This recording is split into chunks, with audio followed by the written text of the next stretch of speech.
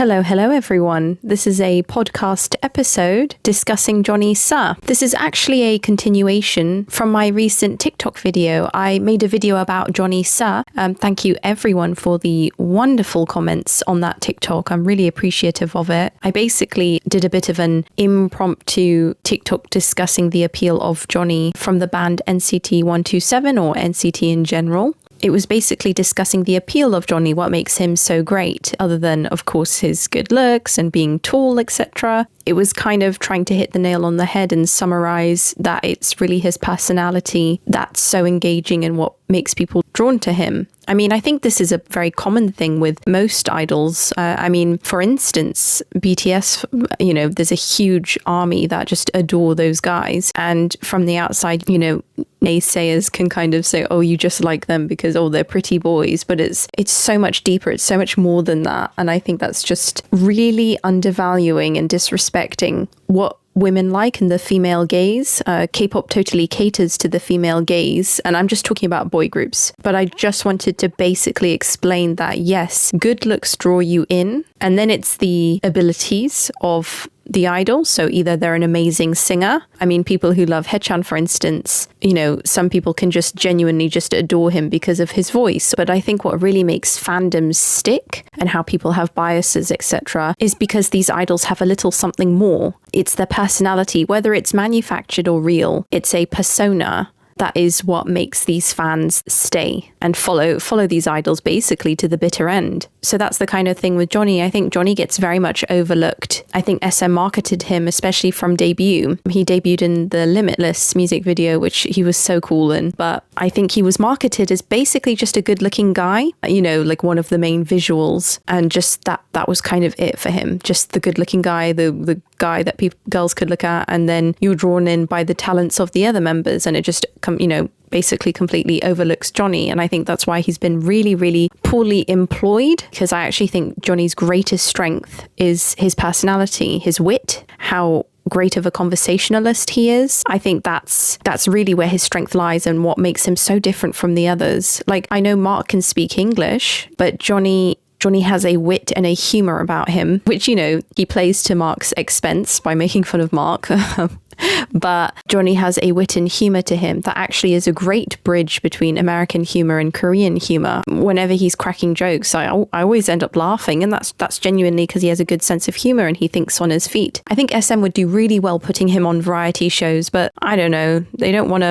I guess they don't want to grow their talent. They only want to give opportunities to a specific few in the group, or at least they don't let NCT spread out. I mean, a good example is, for instance, Super Junior members do so much. They're on variety programs, they're on radio shows, etc. I know that NCT slowly and surely are doing that. I just wish they did that a bit quicker, I guess. But I think that's really where Johnny's strength lies. And anyways, in the TikTok, I was just discussing how appealing Johnny is. A little bit of background info on Johnny. He's Korean American. He has been active since 2017. He was born in 1995, and his height apparently is 1.85 meters. Just continuing on basically about how Johnny is appealing. So yes, it's his confidence. I think how I said it in the TikTok was basically that he has a kind of confidence that's not offensive, it's inoffensive. And I think that's because his confidence doesn't stem from any insecurity. He doesn't feel the need to drag others down or make people feel bad about themselves. He simply is. He is being who he is. His attitude is in a way where it's very healthy. It's not toxic masculinity. He's basically extremely masculine without trying to be. And I think that is because he's so sure in himself and he's so comfortable in his own sexuality. He knows who he is, and he believes that he can do anything and be anything. I think that's from really good parenting. Like, his dad seems to be very laid back, and then his mum seems to be very encouraging of who he is, and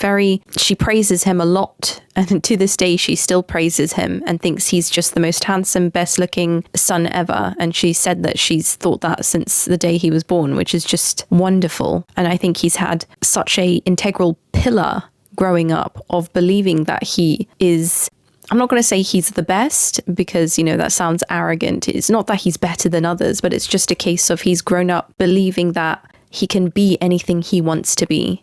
he can try anything and to have an open mind. And obviously growing up abroad has really, being born in Chicago and growing up abroad, I think that's made him a lot more open-minded, which is great. I think JCC obviously has been a great way to really showcase Johnny's personality. And I think it was such a good move by SM to let him do that, because I think that's why a lot of people have gotten into Johnny from watching JCC. I know that's what made me kind of understand and get to know him a bit better. And I think he's very engaging. And he always does so many different activities. He's done things with Mark. He's painted his nails with Utah. He's done pole dancing. He did rock climbing. And in everything, he's always been so open-minded. He's never made fun of the thing. He never gives off any inclination that he feels insecure, that he's embarrassed by what he's doing. And he always gives everything a good go, a good shot. And he doesn't give up. He goes along with things and he rolls with the punches. And I think that's, once again, just a really good display of, I don't know if it's positive masculinity or just a positive human trait.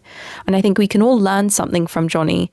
It's just wonderful to see. And he's just so calm and confident in the things that he's attempting or doing. I mean, the pole dancing example, he'd never done pole dancing before. And yet he's there just giving it a really good go, and not he takes the lesson seriously without making fun of it or feeling like he's above it, or that it's just, oh, it's not for me. He's entertaining because he gets on with it and actually engages with it. And I just think that's great. I mean, to be honest, this confidence can even be seen in the recent NCT 127 concert. I mean, Johnny's showcase was basically like a striptease dance, if you want to say that, or a Magic Mike type dance. But that's just an example right there. Like, none of the other members did that.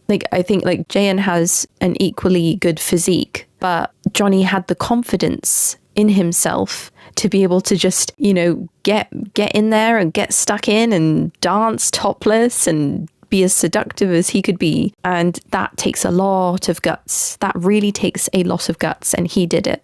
I just wanted to talk about a few examples, some vital things that kind of make Johnny attractive, and it delineates and supports some more about his confidence. As I said before, he's very laid back. Also, if you've noticed from Johnny, he doesn't get angry easily.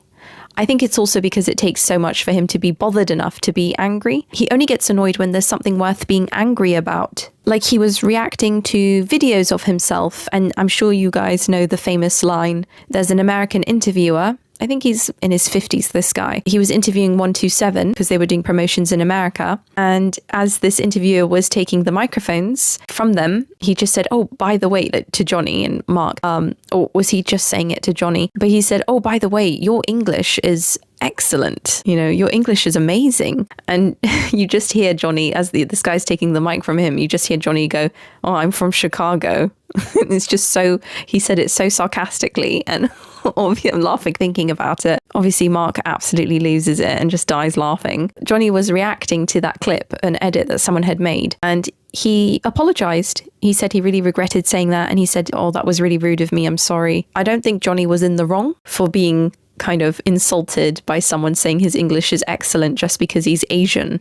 Obviously, the interviewer should have done some background research, or someone at least should have told him, hey, two of the members are, one's Canadian, one's American, before they even started the interview. But, he was an older man, so I'm going to give him the benefit of the doubt and say, I don't know, he's forgetful. I don't know if it's full blown. I feel like it was just ignorance, lazy ignorance, but Johnny himself didn't harbor any ill will towards this man. So just the fact that Johnny was apologizing for making that sarcastic joke, going, I'm from Chicago, I think that really says a lot about Johnny. I think that really shows someone who's not afraid to say my bad. He's not afraid to apologize. He's not afraid to point out when he's wrong. And I think that's really hard for people to do. It just shows you, his ego it's sort of like, if you think of two bars, the first bar is 100% and that's confidence, but his ego is 0% nearly. He does not have an ego. He doesn't get in the way of things. And that's the most splendid thing about Johnny. He doesn't have a big ego, and it never gets in the way of him being able to be the bigger man, being able to understand and talk to people, acknowledge people, be open and friendly, to try new things. There's no ego in the way that's stopping him or preventing him from being this type of free, comforting spirit. So yeah, he apologized about the sarcastic comment he made, and I just think that's a wonderful example of him being a nice guy. Another example is when a lucky fan got to hang out with NCT 127. I think she was able to hang out with Doyoung, Taeyong and Johnny for this particular bit, and it was in America. And I just remember the thing that really stuck with me was Johnny's attitude throughout the whole thing. He was so relaxed and non-invasive around her. And he really did his best to make her feel calm. Because of course, you know, if I were her, I'd be stressing out. He was really doing his best to just keep her calm, relaxed. And I think they were making a pizza and he was washing something in the sink. And obviously Taeyong and Doyoung are, you know, Korean. So they're just speaking Korean, trying to speak English to her. And Johnny just said out of the blue, tap my shoulder if there's anything you don't understand, if you need anything translated, if you don't get what they're saying, just tap my shoulder. And he said it so calmly. So like I said, like no ego, no, I'm the big man. I'm the only one here that knows English. Oh, come to me and I'll translate for you. It was none of that. It was just genuine. He read the room, genuinely thought about her feelings, how nervous she must be. Like he can really easily put himself in other people's shoes. That's what it showed, because he just said it without her asking, without there being an issue, before an issue of miscommunication even arose. He said, if you don't understand anything, just tap my shoulder. And I just think that is so gentlemanly. That's so, just completely put her at ease. And I just think that's really wonderful. It just delineates an understanding for other people. And once again, I think it is because there's no ego getting in his way that he can empathize with other people. And I think that just really showed it. Like he said the perfect thing. That's exactly what I'd want someone to say to me if I was in a room with my favorite Korean idols and I don't speak Korean. I would just saying like, just tap me on the shoulder if you don't understand anything, I'll translate.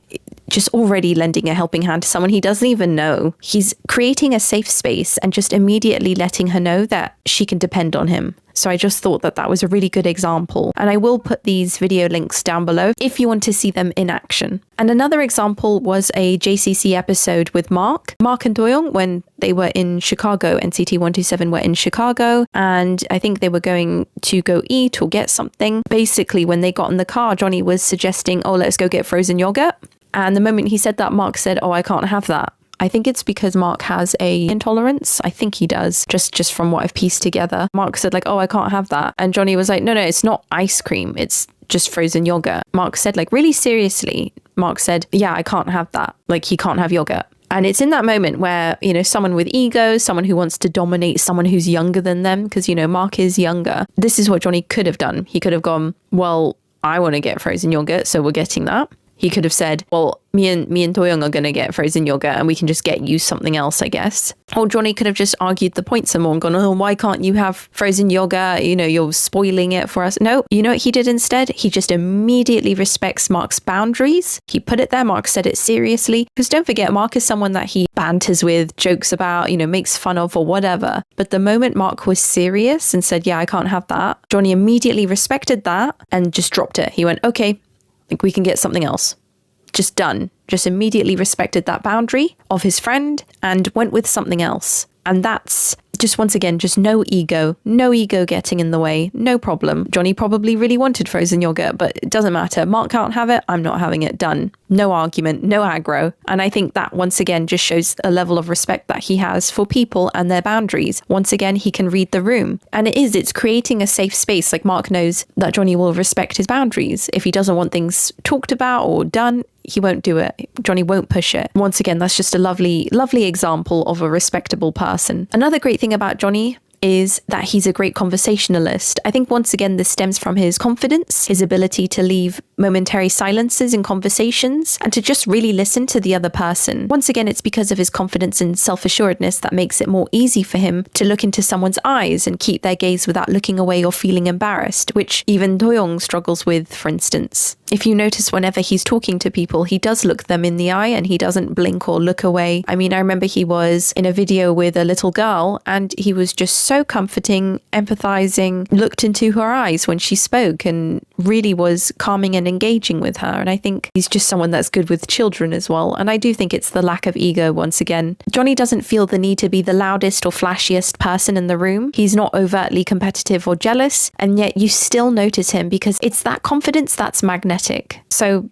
yes, that is my thesis, my podcast episode, just talking about the appeal and the attractiveness of Johnny Suh. I hope you enjoyed that. Thank you so much for listening, and I'll see you in the next one. Bye!